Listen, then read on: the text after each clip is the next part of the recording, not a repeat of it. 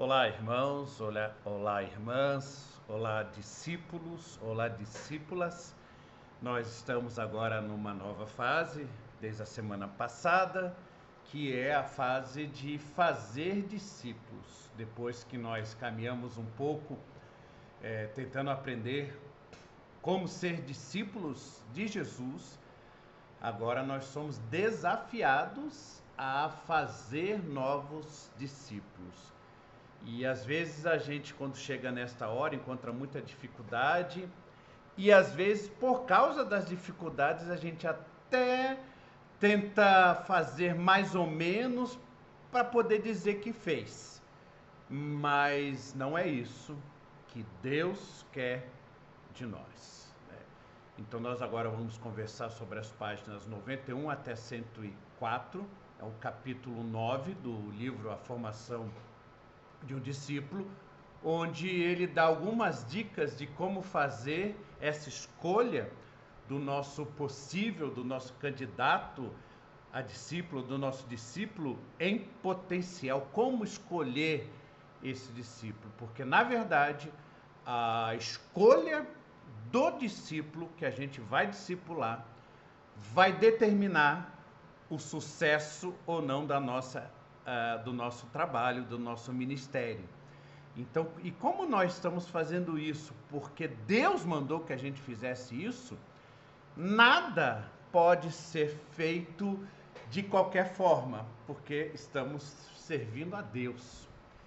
Então ele estabelece nesse capítulo 4, perdão, aqui na câmera, 4 princípios, caminhos para a escolha desse discípulo. E o primeiro deles já assim espanta, talvez até espante os possíveis candidatos e até faça com que a gente tenha um número de possíveis candidatos bem pequenos, porque ele diz assim logo de cara que nós precisamos estabelecer um alto padrão. Não podemos escolher qualquer pessoa. Veja que aqui não é uma questão de discriminação das pessoas. A escolha não é baseada em classe social, não é baseada em gênero, se é homem ou se é mulher, não é baseada em raça, dependendo se a pessoa pertence a essa raça ou aquela outra raça, se é brasileiro, se é estrangeiro, enfim, se é branco, se é negro, enfim, não é nada disso. A exigência do alto padrão é em relação ao relacionamento, relacionamento, mas tem a ver com o relacionamento desta pessoa que nós queremos chamar para discipular, como essa pessoa leva a sério a Deus. Nós não podemos escolher pessoas que não levem Deus a sério. Então, o alto padrão não é que a pessoa seja perfeita, mesmo porque ninguém é perfeito, mas o alto padrão é justamente no quesito de como que a pessoa que a gente vai convidar para ser discipulada por nós, como essa pessoa encara a vida espiritual dela. Ela leva a sério a vida espiritual dela, ou ela quer um Deus apenas um Deus patrocinador, um Deus que resolve os seus problemas, mas não está disposta a seguir a Jesus, a negar a si mesmo, a praticar e viver a morte do eu, né? Então eu começo com uma citação dele, e diz assim: Jesus fez pescadores de homens somente aqueles que estavam dispostos a segui-lo. Ele exigiu que os seus discípulos abandonassem tudo o que tinham, até mesmo a própria vida, se isso fosse necessário para segui-lo. Então, essa exigência de Jesus, essa radicalidade de Jesus, nós não podemos deixar de lado. Se Jesus exige isso de nós, de mim e de você, para que nós sejamos discípulos, nós precisamos seguir a Jesus, nós precisamos negar o nosso eu, precisamos morrer para nós mesmos. Nós não podemos baixar esse nível de exigência para as outras pessoas. É óbvio que essa exigência não nos dá salvação, essa exigência não nos faz de nós melhores do que os outros, mas é a única forma que existe de verdadeiro cristianismo, de verdadeira fé cristã. Jesus não dá outras opções. Você quer ser um cristão que leva Deus a sério, e você fala, não, eu quero ser só um cristão nominal, que vai na igreja e tal, mas não quero esse nível de comprometimento. Não, para Deus não existe essa opção. Ou você se compromete, ou você não se compromete e você escolhe a perdição. Não tem outra opção. Nós estamos mortos em nossos delitos e pecados, condenados ao inferno. Ou a gente aceita a salvação, o dom de Deus, que exige que nós continuemos mortos, que nós reconhecemos que morremos para esse mundo e que vamos viver para Cristo. Ele nos dá uma vida emprestada, que é a vida dele para nós, e agora a gente vive para ele. Ou a gente continua morto, caminhando junto com toda a humanidade em direção para o inferno. Essa é a escolha que nós devemos fazer, e essa é a escolha que devemos mostrar aos nossos discípulos. Por isso ele, nessa primeira parte, onde ele diz que ele estabeleceu um alto padrão, né? Esse alto padrão no sentido de alto padrão de comprometimento, ele diz que a gente tem que fazer 5 perguntas ao nosso discípulo potencial. Nós precisamos saber se ele está com desejo, se ele tem desejo, tem vontade de conhecer Deus intimamente. Se ele tem vontade de mergulhar numa vida de intimidade com Deus. Se ele está disponível para isso. Ele tem tempo, né? Não adianta a gente escolher um discípulo que nunca tem tempo para ser discipulado. Ele precisa ter tempo. Ou arrumar tempo. Que tempo é uma questão de prioridades na vida. A gente, na verdade, a palavra prioridades não devia ter plural. As nossas vidas, nós temos uma prioridade, que é Deus. E ele tem que estar acima de tudo e de outras coisas. Não existem outras prioridades. Não, só tem uma prioridade, que é o meu compromisso com Deus. A gente tem que saber se o nosso discípulo está disponível a ter essa prioridade com Deus. Temos que perguntar se ele é uma pessoa submissa. Submissa a Deus, submissa às autoridades constituídas, e depois nós vamos conversar se ele precisa ser submisso a quem o discipula, ou seja, a nós. Precisamos perguntar se ele é fiel, se é uma pessoa que tem fidelidade a Deus e que não vai abandonar o barco na primeira tempestade. E por último, a gente precisa perguntar se ele quer fazer discípulos, né? Se ele está disposto a entrar no processo de ser discipulado para fazer discípulos, né? E eu repito, não existe outra vida cristã que não seja essa, ser discipulado e fazer discípulos. Segundo, ele diz que nós precisamos orar com persistência. Ele dá o exemplo que Jesus, quando foi escolher os seus discípulos, ele passou muito tempo orando a Deus. Então nós só podemos escolher uma pessoa para ser discípulo, para fazer delas o nosso discípulo, para discipulá-la, quando nós tivermos certeza de que essa pessoa foi escolhida por Deus. Precisamos ter a confirmação de Deus, que também vem através da confirmação dos nossos superiores, né? Daqueles que estão acima de nós, nossos líderes espirituais. E ele tem uma frase que eu separei aqui: só Deus pode preparar uma pessoa para tornar-se discípulo que reproduz o caráter semelhante ao de Cristo em outras pessoas. Quer dizer, eu posso achar uma pessoa muito legal, muito bacana, mas se Deus não a escolheu, se Deus não tocou o seu coração, se Deus não a tornou suscetível a essa transformação, não sou eu que vou convencer e vou imprimir e obrigá-la a ser um discípulo de Jesus. Então a minha escolha tem que ser uma escolha que Deus mostrou para nós quem é que nós devemos convidar para o discipulado. Terceira coisa, ele diz que a nossa escolha tem que ser feita com muito cuidado. Ele diz que muitas vezes a gente quer ter muitos discípulos para fazer a coisa acontecer. Isso aqui, no caso, eu estou aprendendo muito nessa terceira vez que eu estou fazendo o discipulado, né? E eu estou aprendendo que eu devo me concentrar em poucos indivíduos. Se Jesus, que é o Filho de Deus, quando se encarnou nessa terra, ele gastou 3 anos com apenas 12 discípulos. 12 discípulos, 3 anos de investimento. Por que eu, pastor, posso achar que eu posso discipular 30 pessoas, 40 pessoas ao mesmo tempo? Não dá. Eu tenho que me concentrar em poucos indivíduos para que esse discipulado de fato tenha qualidade. Então é muito importante a escolha de quem a gente vai discipular. E quando então você escolher alguém e Deus te mostrar que aquela pessoa, é preciso você avaliar a profundidade do comprometimento dela. E ele diz que essa avaliação é feita com o que ele chama de treinamento de pré-discipulado. Isso parece até burocracia do governo, né? Mas não, é a burocracia divina, como Deus quer que a gente faça as coisas.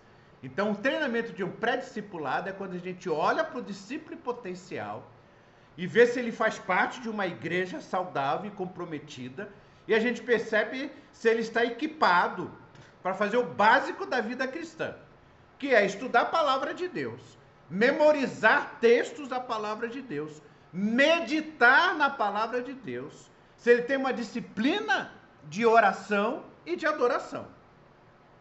Estas 5 coisas deveriam ser básicas na igreja, mas você e eu sabemos que poucos são aqueles membros da nossa igreja que conseguem já ter uma vida desse pré-discipulado, uma vida cristã básica. Ou seja, que leem, que estudem a palavra de Deus, que memorizem textos da Bíblia, que passem tempo se dedicando a meditar na palavra de Deus, que tenham uma vida de oração e tenham uma vida de adoração. Eu me atrevo a dizer que até há pastores que não têm isso, há presbíteros que não têm isso.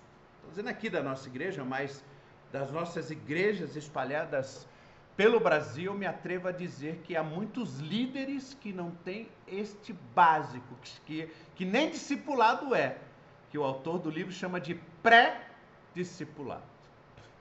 E para que a gente alcance esse pré-discipulado, a gente precisa, né, usar o método do discipulado, que é mostrar como que eles leem, estudam a palavra, mostrar como que o nosso pré-discípulo, o nosso discípulo potencial pode memorizar a palavra, mostrar como que ele pode meditar na palavra, mostrar como que ele pode ter uma vida de oração e mostrar como ele pode ter uma vida de adoração.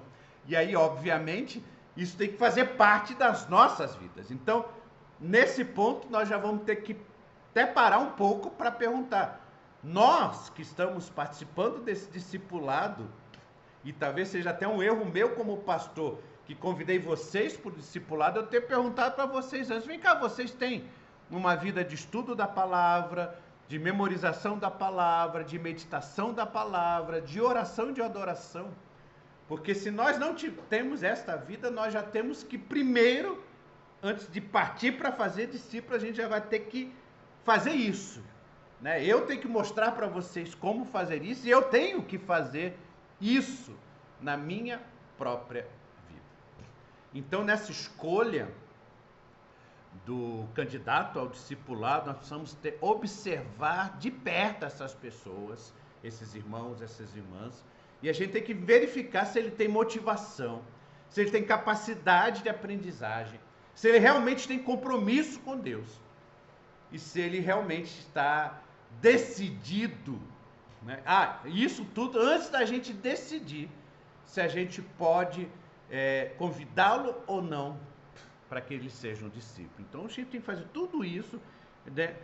Ticar todos esses pré-requisitos antes da gente tomar a decisão de fazer o convite.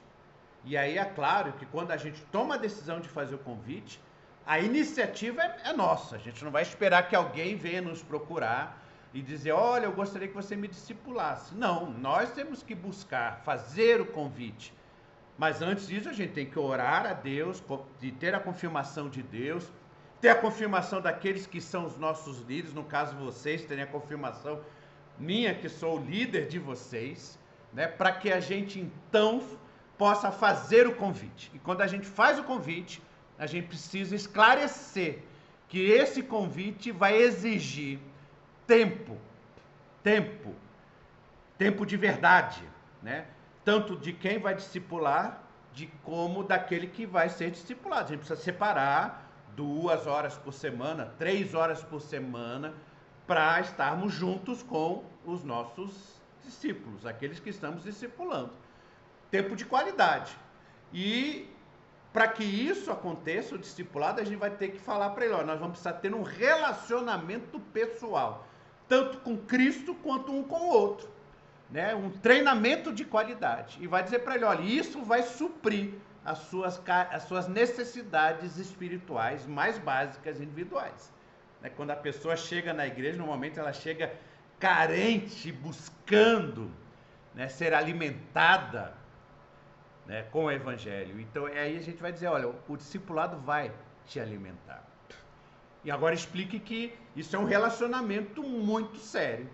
E um relacionamento que tem que ter compromisso e submissão. Sem compromisso e sem submissão não tem discipulado. É um compromisso mútuo, né? Não podemos, você não pode desistir do seu discípulo no primeiro problema, e o seu discípulo não pode desistir de você, do discipulado, no primeiro problema, na primeira tempestade. Vocês estão juntos nesse mesmo barco e vamos juntos até ele alcançar a maturidade cristã e começar a fazer novos discípulos. E também é importante você explicar, nós explicarmos para aquele que vamos discipular, que eles têm que ser necessariamente submissos. Sem submissão é impossível que você exerça autoridade sobre ele. Então, vocês, como de meus discípulos, devem ser submissos a mim para que eu exerça a autoridade de Cristo sobre vocês, assim como eu sou submisso aos meus líderes espirituais, aqueles que cuidam de mim. E também, nesse caso, você tem que dizer para o seu discípulo que ele precisa ser submisso a você, porque você vai exercer a autoridade espiritual sobre ele, e mais, você se torna responsável pela vida dele diante de Deus. Eu sou responsável pelas vidas de vocês diante de Deus. Então ele também precisa reconhecer a nossa liderança. E reconhecer que a nossa liderança, a sua liderança como discipulador, foi aprovado por causa do seu compromisso e caráter. Não porque você fez cursos, porque você tem habilidades, tem talentos, tem cargos, não. É compromisso com Deus e caráter cristão. E isso é que comprova a nossa autoridade e nos torna verdadeiramente líderes. E mais, é preciso que você diga para o seu discípulo que vai haver uma relação de confiança. Seu discípulo precisa saber que ele é submisso, e nessa submissão ele encontra segurança para que nós o ajudemos a encontrar a vontade de Deus.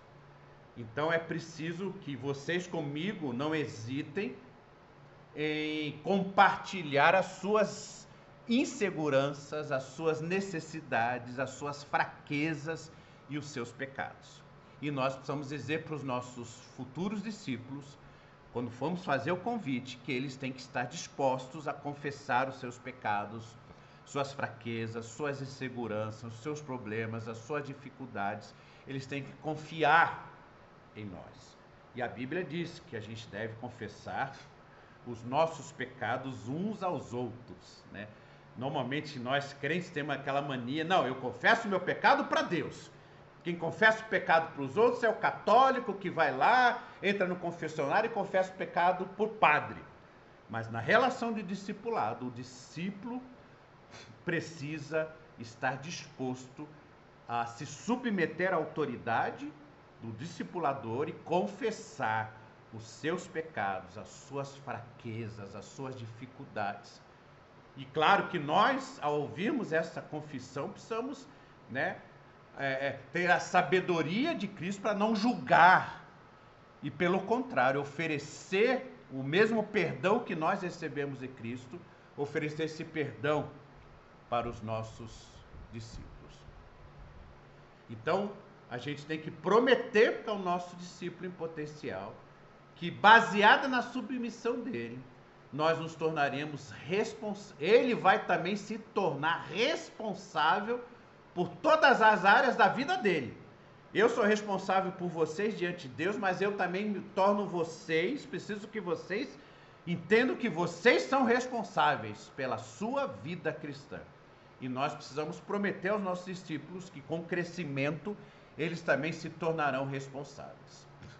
É preciso também que a gente comunique, na hora que formos fazer o convite, que a gente comunique a visão do discipulado da nossa igreja. E a visão do discipulado é que o discipulado é um processo. O discipulado não é um evento, o discipulado não é uma aula de escola dominical, o discipulado não é um curso bíblico, o discipulado é um processo. O processo começa com a conversão, a obediência à ordem de Jesus, de negar a si mesmo, tomar a cruz e seguir a Jesus. Quando a gente se converte, a gente aceita essa obediência, essa ordem de Jesus, de seguir a Jesus e de morrer para nós mesmos. Isso é o começo da vida cristã, de qualquer cristão.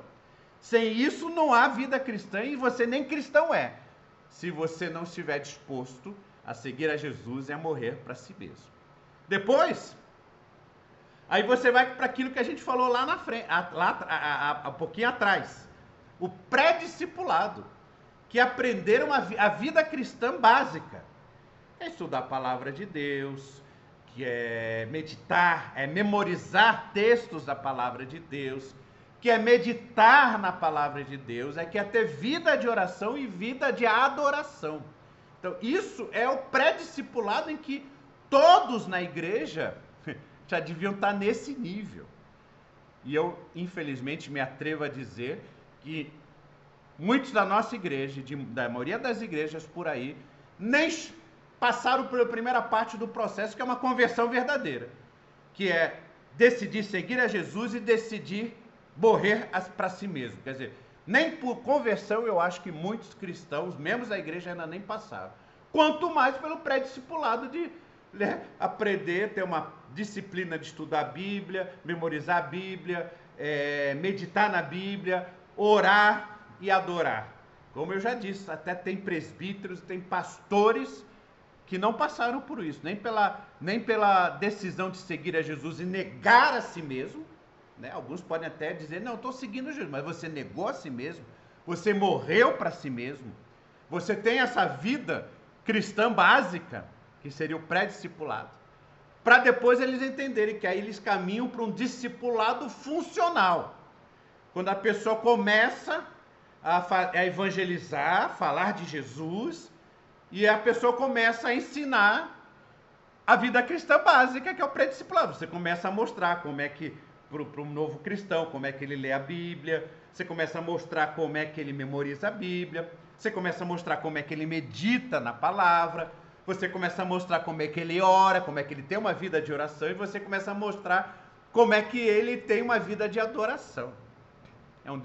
Isso é um discípulo funcional. E aí, finalmente, com o amadurecimento, com o processo do discipulado, aí a gente se torna de verdade um discípulo de Jesus e a gente começa a se tornar discipulador. É onde nós estamos agora. E a gente até tem que ver se a gente passou pelas outras fases para chegar aqui agora, onde nós vamos nos tornando discipuladores. E aí, por último, a gente então chega, vamos dizer, no topo do processo, que é ser um líder de discipuladores. Então a gente começa a trabalhar com vários discipuladores, liderando esse processo do discipulado. Essa é a visão que Deus deu para o meu coração. Visão que Deus me deu para a primeira igreja presbiteriana independente de Santo André. Essa é a visão de Deus. E é a visão que eu estou tentando passar, né? Conselho para os líderes da igreja e para vocês, né, meus queridos e amados discípulos e discípulas de Jesus. E por último, né, nessa última parte da gente tomar iniciativa, a gente tem que deixar que o discípulo, ou pré-discípulo, ou discípulo em potencial, aquele que a gente fez o convite, que ele tome a sua decisão. Nós não podemos forçar a barra, nem obrigar. A gente tem que dizer para, olha, meu irmão, vá orar, passe aí 1 semana, 2 semanas em oração, buscando a Deus, para você ver se você quer realmente tomar essa decisão de se tornar um discípulo de Jesus, que vai incluir, então, se você se tornar um discipulador nas mãos de Deus. Que Deus, assim, irmãos e irmãs, nos ajude. Que Deus nos abençoe nesse encontro desta semana e nessa conversa a respeito desse capítulo maravilhoso do nosso livro A Formação de um Discípulo. Amém?